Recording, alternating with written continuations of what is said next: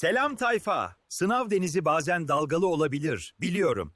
Pusulanız şaştı mı? Kürekler ağır mı geliyor? Merak etmeyin. Bugün rotamızı Başarı Adası'na çeviriyoruz. Kaptanınız konuşuyor. Hazırsanız başlayalım. Videonun sonunda bekliyor olacağım. Merhaba. Sınavlara hazırlanırken kendini hiç böyle denizin ortasında tek başına nereye gideceğini bilmeden kürek çeker gibi hissettin.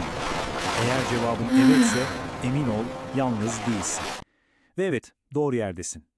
Bu sunumda Benimle Başarabilirsin kitabının tam da bu hislerden doğan hikayesini ve sana nasıl bir yol haritası sunduğunu konuşacağız. Hadi bu başarı hareketinin sana nasıl umut olabileceğini birlikte görelim. Her şey işte tam da bu cümleyle başladı. Hatırlarsın o pandemi dönemi, evlere kapandığımız, yüzlerdeki ifadeleri bile göremediğimiz, sanki bir boşluğa konuştuğumuz o tuhaf zamanlar. Bu cümle kitabın yazarlarından birine ait ama aslında binlerce öğrencinin, binlerce öğretmenin ortak çığlığıydı. Bu his sana da tanıdık geliyor değil mi? Ama işte bazen en büyük çaresizlikler en parlak fikirleri doğurur.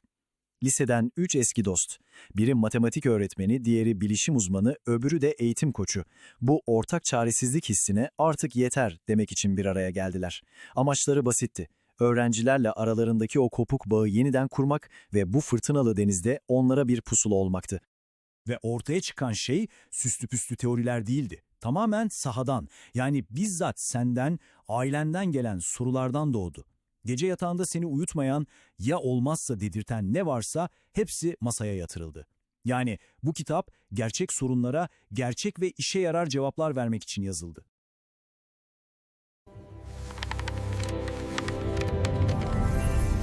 Evet, şimdi sıkı dur bakalım.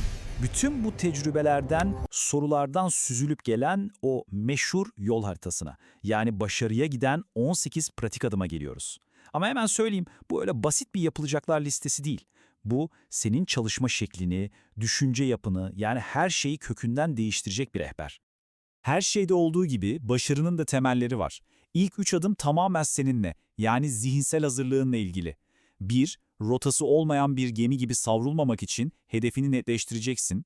2. En büyük gücün olan beyninin nasıl çalıştığını öğreneceksin. Ve 3. Belki de en önemlisi, o içindeki yapamayacağım diyen ses var ya, işte o kaygıyla yüzleşip onu yönetmeyi öğreneceksin. Ah, o cümle. Hepimizin kabusu, değil mi? Sürem yetmiyor. Sınav anındaki o panik, o baskı, bildiğin soruları bile yapamaz hale getiren o korkunç his. Peki bu senin kaderin mi?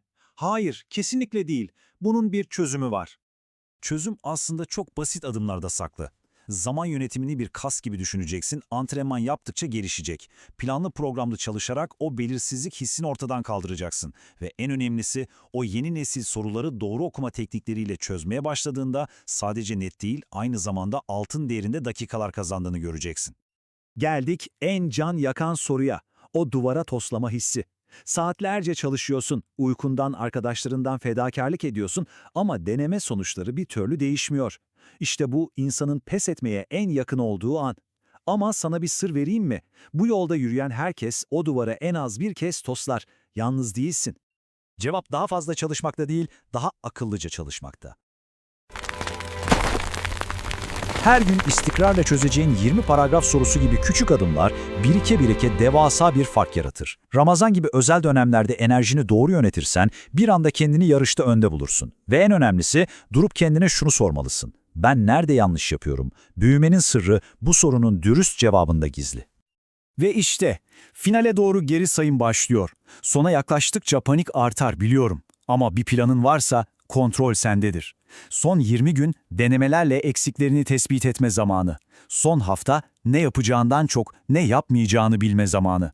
Son gün dinlenme zamanı. Ve sınav günü o ana kadar yaptıklarına güvenme ve sadece planına sadık kalma zamanı. Unutma, her anın bir stratejisi var. Ama şunu sakın unutma, bu yolculukta yalnız değilsin. Bu yük sadece senin omuzlarında değil, arkanda görünmez bir güç. Başarının gizli kahramanları var, ailen. Onlar da en az senin kadar bu sürecin içindeler. Ve bazen onların da bir rehbere ihtiyacı oluyor. Sevgili anne babalar, şimdi sözüm size. 2 tane altın kural var.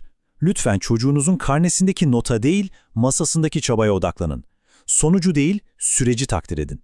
Ve evet, tabağındaki yemek çözdüğü test kadar önemli. Unutmayın, sağlıklı beyinler sağlıklı mutfaklardan çıkar. Bu bütün ailenin ortak görevi. Ve küçük ama çok önemli bir hatırlatma.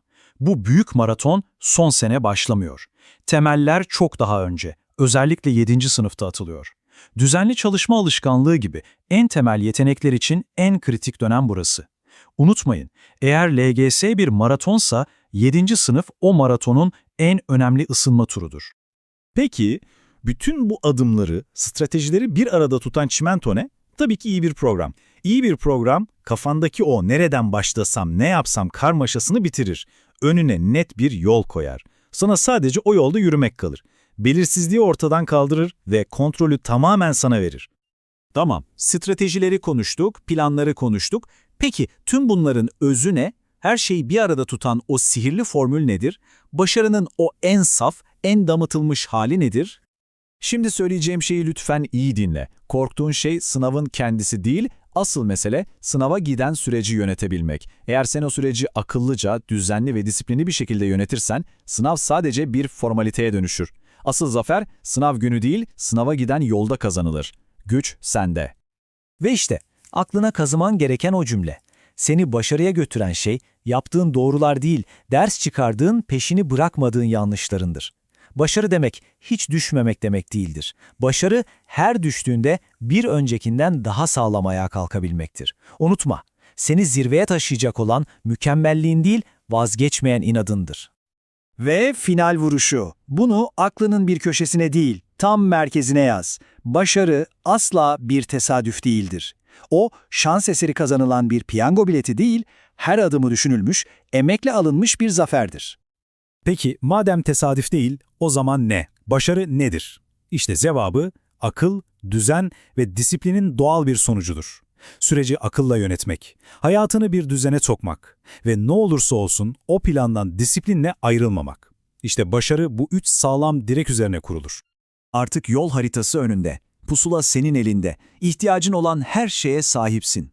Geriye tek bir soru kalıyor. Sen kendi başarı hikayeni yazmaya hazır mısın? Cevabın kocaman bir evetse, yolun açık olsun şampiyon.